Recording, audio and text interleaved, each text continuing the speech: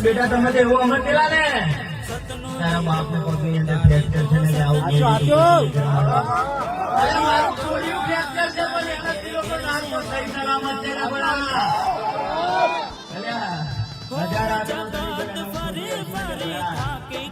ચાર ગોટિયા તો છુલ્યા હાથ પગ કપાઈ ના થાય તો ઉપરથી દેખેલા અમારું મકાન આલો છોડ્યા ગોળા 12 બીજા ઘણી બોલવા